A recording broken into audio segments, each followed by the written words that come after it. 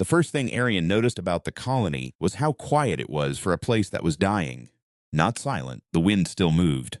Children still ran between the prefab blocks, shouting things children shout. The communal kitchen still rang with the clatter of aluminium pots at dusk. But underneath all of it, underneath the ordinary noise of 8,000 people trying to live, there was a frequency, low and unceasing, like a current moving through deep water. You felt it in your back teeth if you sat still long enough. You felt it behind your eyes when the lights went out. Arian had been hearing it for 11 days.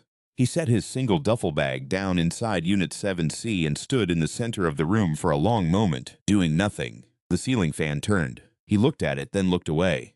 He'd been assigned the unit by the colony's housing coordinator, a heavyset man named Jaiswal, who had looked at Arian's reassignment papers, the way a butcher looks at a cut of meat he didn't order. Failed systems engineer, academic leave, effective immediately. Jaiswal hadn't said any of that out loud. He'd said 7C, second level, shared courtyard with 7B. He'd handed over the keycard without meeting Arian's eyes. That was fine. Arian was used to people not meeting his eyes. He'd been looking at his own ceiling for 6 months before the reassignment came through. Looking at his ceiling and at the transfer logs from Kandesh Station, the ones he'd pulled up and closed and pulled up again, reading the timestamps in the order they happened. The ventilation grid that had failed because he'd signed off on an inspection he hadn't completed. The 17 minutes between the first alarm and when the evacuation doors sealed. Diptesh and what Diptesh had been trying to do in those 17 minutes. He'd requested the colonial posting himself. The review board had seemed relieved to grant it.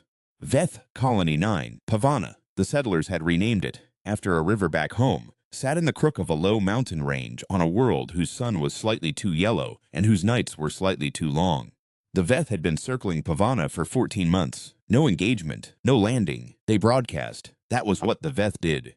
They had no ships designed for ground assault, no beam weapons anyone had yet cataloged. What they had were resonance arrays, vast lattice structures the size of small moons that hung in high orbit and pushed a signal into the atmosphere below. The signal didn't destroy infrastructure. It didn't kill, not directly. It moved through biological tissue at a frequency that disrupted, gradually, cumulatively, the processes by which a human brain maintained coherence, attention, memory, the quiet architecture of selfhood. The technical briefing had called it progressive cognitive erosion. The settlers on Pavana called it the hum. Arian had read everything available on the Veth before boarding the transport. Not because he'd been asked to, but because he was an engineer, and engineers filled holes in their knowledge compulsively, the way water fills low ground. What he'd found was not reassuring. The Veth had done this to 4 colonies before Pavana. 3 of those colonies had eventually been abandoned, not captured, not destroyed, just vacated. The human population eroded past the point of organized resistance, or even organized departure. The 4th colony had held out for 9 years before help arrived, and the population that remained by the end was not the same population that had begun. He unpacked his bag, a change of clothes, his tools, a photograph of his mother standing in front of the sea, which he propped on the windowsill because he'd always done that. He didn't unpack Diptesh's notebook because he hadn't meant to bring it and kept forgetting to leave it behind. He left it in the bag. He met her on his 3rd morning in the shared courtyard between 7C and 7B, where she was sitting on the low concrete wall smoking a cigarette and watching the yellow sun come up over the mountain in a way that suggested she had been doing it for some time and had not asked anyone's permission. He stopped on his way to the common mess. She didn't look at him. "There's no smoking in the residential zones," he said, because he'd read the colony charter on the transport, and that was the kind of thing he did. She drew on the cigarette and exhaled slowly, watching the mountains. "Good morning to you too," she said. "I'm just telling you the rule. I know the rule." She finally looked at him. Her name, he would learn later, was Naya Iyer, commander formerly of the 3rd Rim Evacuation Unit out of Kandesh Sector. She had a long face and very direct eyes and the particular stillness of someone who had stopped needing to fill silences. "I'm following the rule. I'm outside." She gestured at the sky with her cigarette. "See? Outside." Arian opened his mouth, then closed it. "Sit down if you want," she said. "Or don't." She turned back to the mountains. He didn't sit. But he stood there for a moment longer than he needed to, watching the same light she was watching. And the hum moved in his back teeth, and the yellow sun came up, and the mountains were very old, and said nothing about any of it. He went to breakfast. The colony's reaction to Nea was something he noticed gradually and then all at once, the way you notice weather. It wasn't open hostility. It was the kind of social erosion that works through omission. The space not made at the communal table, the conversations that quieted when she walked by, the two women from Block 4, who had apparently lodged a formal complaint with Jaiswal about the smoking, and about the bottle of Arak he'd seen through her window one evening, and about her general attitude, which one of them had described to Jaiswal, loudly enough for half the courtyard to hear, as making things harder for everyone. Arian had heard this because he'd been in the courtyard pretending to fix the drainage conduit, which didn't need fixing but gave him something to do with his hands. He'd thought about saying something. He'd thought about a lot of things in his life and said fewer of them than he should have.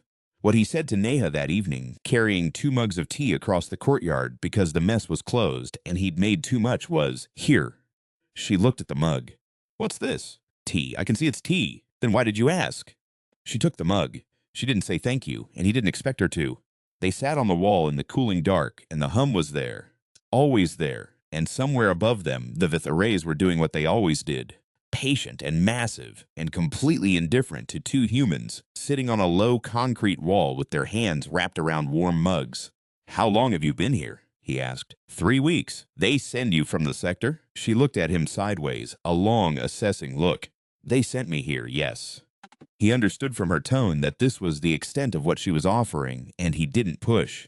He knew what it was to be sent somewhere because you'd become inconvenient where you were. "I was supposed to fix the communications relay," he said, "when I got here. The one on the northern ridge that's been intermittent since the hum started." He turned his mug in his hands. "I went up there on day 2, sat with the equipment for 4 hours. Couldn't focus." He said it the way you say a fact, not asking for sympathy, just noting it. "The hum is worse at elevation." Neha was quiet for a moment. "It's worse at night, too," she said. "Have you noticed it gets worse at night?" "Yes, they're increasing amplitude. The cycle's been shortening since I arrived." She said this without particular emotion, the way she'd have read a weather report. 14-hour intervals when I got here. Down to 11 now. You've been tracking it." "I used to track things," she said, "professionally." She drank her tea. Old habit. The stars were out, or what passed for stars on this side of the rim. Different constellations, different myth, the sky a stranger's sky. The hum sat in the base of his skull, and behind it, always, the memory of a ventilation grid and a timestamp in Diptesh's last message, which had been a voice note that said only, "You said you'd check it, man." He hadn't played the voice note since the review board. He didn't need to. He had it exact. "Do you know the old town?" he said, to say something. "The pre-settlement ruins east of Block 12. I've seen them from a distance. I could show you. Tomorrow, if you want." He paused. "It's probably boring. Everything here is probably boring." She said it without cruelty, just honestly. "That's fine. Show me." He showed her the ruins. They were Mughal adjacent in no way at all. They predated human settlement entirely. Structures left by an unknown prior presence. Low curved walls of a stone that was almost but not quite basalt. And patterns carved into the surfaces that the xenoarchaeologists had been studying inconclusively for 12 years. Arian had read the reports. He found the carvings interesting in the way he found most things interesting, with the detached curiosity of a person who uses knowledge to keep a certain distance from feeling. Nea walked slowly between the walls and ran her fingers along the carved surfaces without being asked permission. She paused at a long panel near the eastern edge where the carvings were most dense. "They don't look like Veth markings," she said. "They're not. Nobody knows who made them. Whoever it was, they were here before the Veth were anywhere near this system. What happened to them? The Xenoarchs think they left." He crouched down to look at a lower panel, voluntarily. The settlement patterns show a gradual withdrawal, not a sudden one. They just went somewhere else. Neha was quiet for a long time. Then she said, "I don't find that comforting." "No," Arian agreed. "Neither do I." They walked back through the pre-settlement ruins as the yellow sun climbed, and she told him, not as a confession, just as information delivered in the same flat tone she used for everything, about the Kandesh evacuation. Third Rim Unit. She'd been coordinating the secondary extraction corridor when the primary route collapsed. Not structurally, cognitively. 4 of her command staff had lost coherence under a Veth burst broadcast, mid-operation. She'd made a decision to redirect through a narrow passage that wasn't rated for the load. She'd gotten 340 people out. She'd lost 22 in the passage when it buckled. The board said it was within acceptable parameters, she said. Do you believe that? She didn't answer immediately. They walked. The wind moved through the old stones, and the hum was there, thinner here for some reason, thinner in the ruins than anywhere else on the colony, as if the old carvings interrupted it. I believe I made the best decision I could with what I had, she said finally. I also believe that 22 people are dead. Both of those things are true at the same time. Arian thought about Diptesh, about the inspection he hadn't completed, about the specific exhaustion of a 6-month review process that had concluded, ultimately, with the word procedural, and how that word had not made him feel better at all. Yes, he said. That's exactly how it works. She looked at him, the long direct look. He looked back. What did you do? She said. Quietly, not as an accusation. He told her about Diptesh, all of it. The ventilation grid, the 17 minutes, the voice note.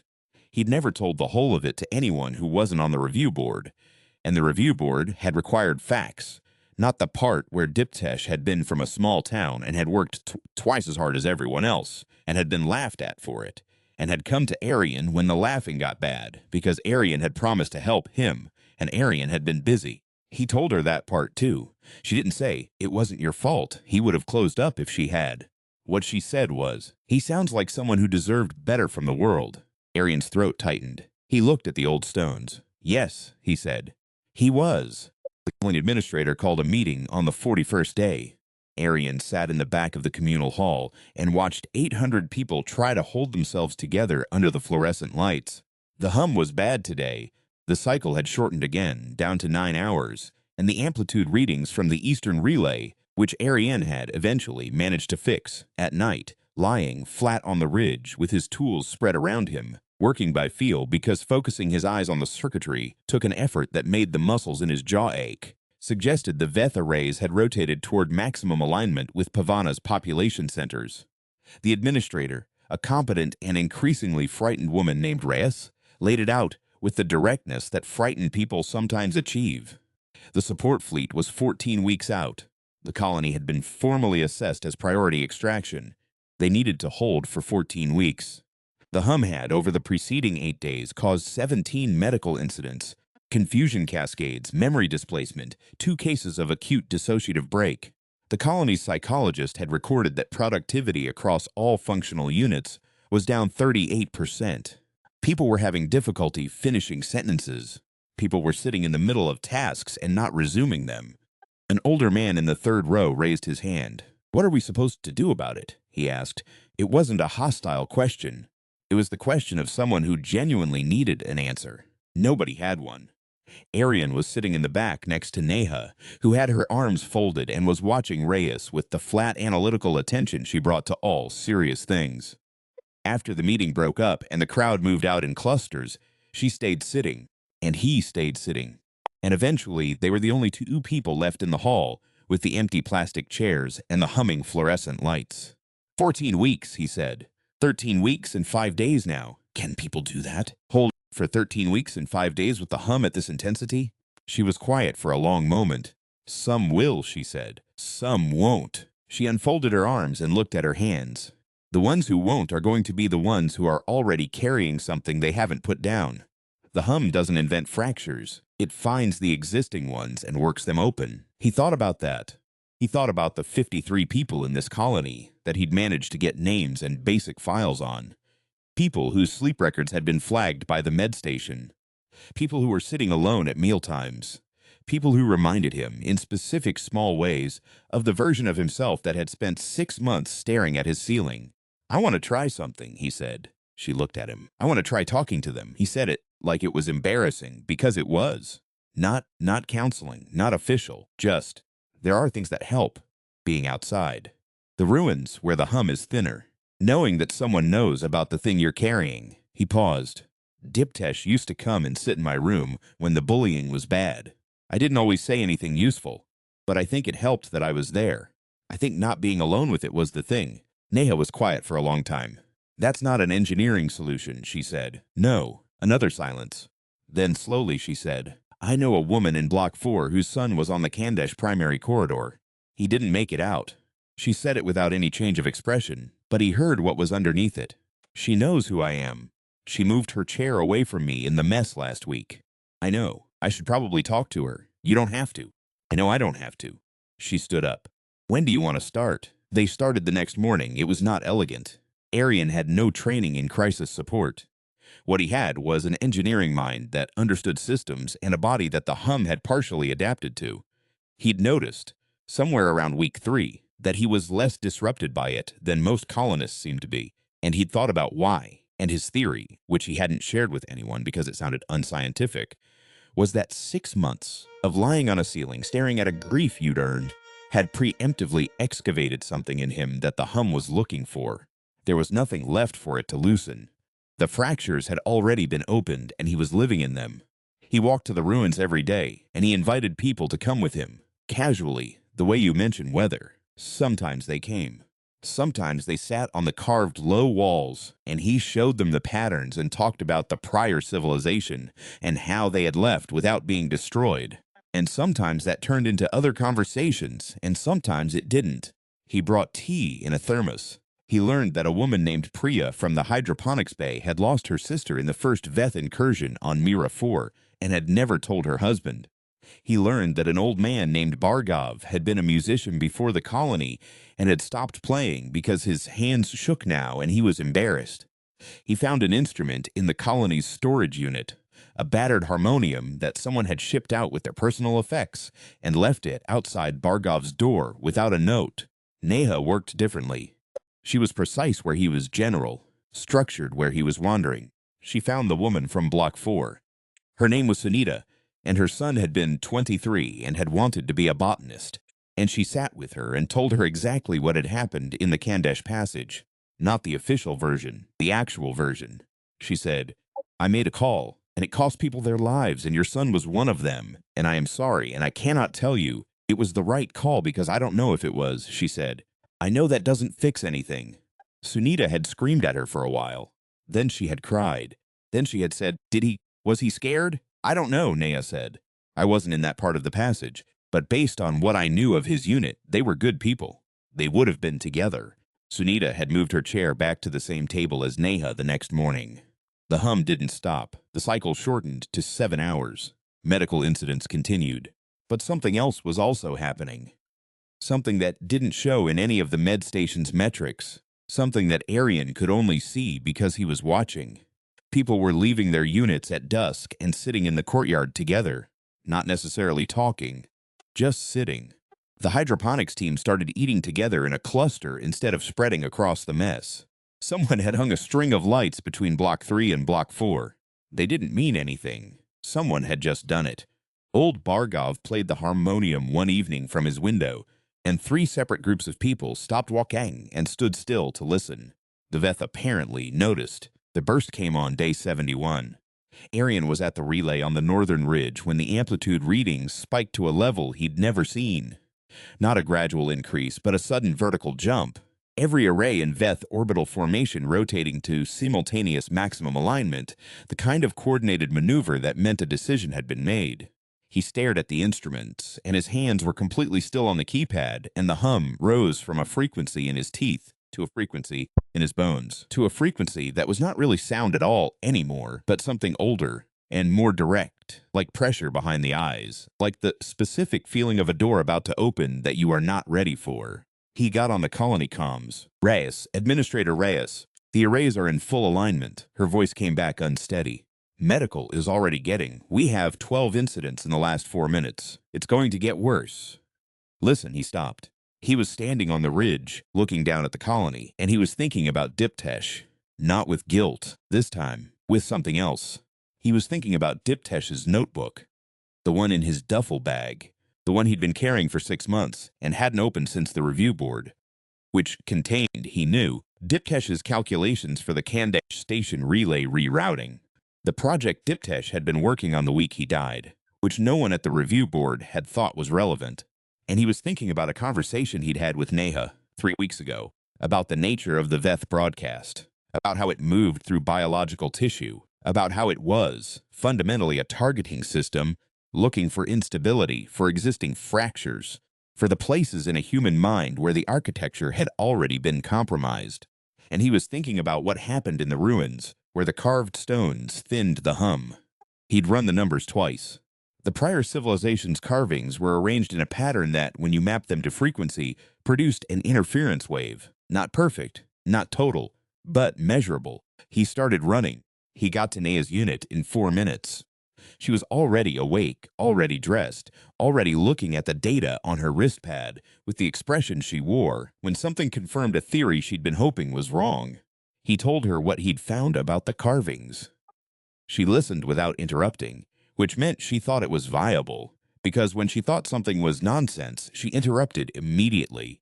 If the carvings produce natural interference, we need to amplify it, she said. The relay on the ridge is broadcasting at. I know what it's broadcasting at. Can you reroute it? If I had the right harmonic calculations, he paused. Diptesh was working on harmonic relay rerouting before Kandesh. She looked at him. I have his notebook, he said. I've been carrying it. Her face did something complicated. Then she said, go get it. What happened next was not a battle. There was no moment of heroic confrontation, no dramatic beam of light that scattered the enemy. Arian would think about this later, would think about how the stories always made it something you could see. What happened was, Arian Neil Kasarau sat on the floor of Unit 7C with Diptesh's notebook open on his knees, under the light of a single lamp, while outside the hum pressed against everything and the colony fell apart by degrees. He read Diptesh's handwriting, cramped, careful. The handwriting of someone who'd been told his work wasn't worth reading and had written with doubled precision to compensate. And he worked through the harmonic calculations that Diptesh had been refining in the last weeks of his life. The work that had never been entered into any system because Diptesh had died before it was finished, and he wept, once, briefly, not for the first time, and not the last, over the specific tragedy of a mind that had worked this hard and been this close and been lost because Arian had been busy. Then he finished the calculations. Neha was on the comms with Reyes, organizing secondary amplification through the colony's atmospheric processors, not ideal hardware. But Neha had run 3 evacuation corridors on non-ideal hardware, and this was the kind of problem she was built for. She directed people with the calm precision of a person who has been stripped of everything but functional competence, and found that functional competence, under extreme pressure, is enough. Bargov was still at his window. Arian didn't know why this helped him, but it did.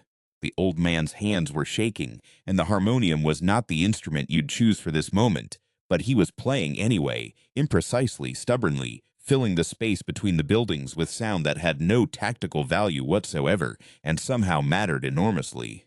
Arian climbed back to the ridge. The relay was warm in his hands. He knew this machine now the way you know a thing you've spent 3 months in the dark with, knew the specific resistance of each coupling, the hesitation in the third harmonic adjuster that he compensated for automatically without thinking. He loaded Diptesh's calculations. He checked them once. He thought, you were right, man. You were right. And you worked it out, and I'm sorry I didn't look sooner, he broadcast. The Veth. The records would later note. Reduced amplitude within 40 minutes. The interference pattern wasn't perfect. Diptesh's calculations needed refinement, and the colony's hardware introduced distortion. And the Veth arrays began adjusting to compensate almost immediately. But almost immediately was not immediately. There was a window. 40 minutes where the hum dropped from bone level to tooth level to something you could, with effort, push to the back of your attention. 40 minutes where the medical incidents stopped. 40 minutes where 8,000 people breathed. That was enough. Not because 40 minutes solved anything, but because 8,000 people who had been quietly helping each other since a woman started sitting in old ruins with a thermos of tea. 8,000 people who had been choosing to sit together in courtyards, choosing to leave lights strung between buildings, choosing to say, I know what you're carrying and I'm not leaving. Those people used their 40 minutes differently than 8,000 isolated, eroded individuals would have. They organized. They filed the updated harmonic data. They repaired 3 secondary relays that had been offline since the burst began. They got 2 of the most critically affected colonists into medical support. They did it in pieces, in overlapping small acts, without heroics and without a plan, the way humans do things when they've been maintaining each other well enough that the individual failures don't compound into total collapse. Reyes filed the updated tactical report with the support fleet. The fleet, now 12 weeks out, adjust priority classification upward. Arian sat on the ridge for a long time after the transmission and felt the hum still present in his teeth, reduced but not gone. The Veth patient in their high orbits, the problem not solved but survived. He opened Diptesh's notebook to the last page, which was just a list of numbers, and looked at the numbers for a while. He thought, I'll finish it properly. I'll enter it all into the system and credit it correctly, he thought. You'd have liked her, Diptesh. She would have argued with you constantly, and you would have liked that. He closed the notebook. The monsoon on Pavana wasn't rain. It was something closer to fog. The atmospheric processors cycling through their seasonal calibration, pushing moisture up from the lowland reservoirs and letting it fall in fine silver mist over the mountain range. It happened, every colony, year, the settlers said, right at the turn of the cold season, and it turned the old ruins dark and made the carved stones glisten, and you could smell the water on the basalt from halfway across the colony. Arian was in the courtyard when it started. Nea was sitting on the wall. She had a cigarette, and she wasn't smoking it, just holding it, which he'd come to understand as a distinct category of activity for her.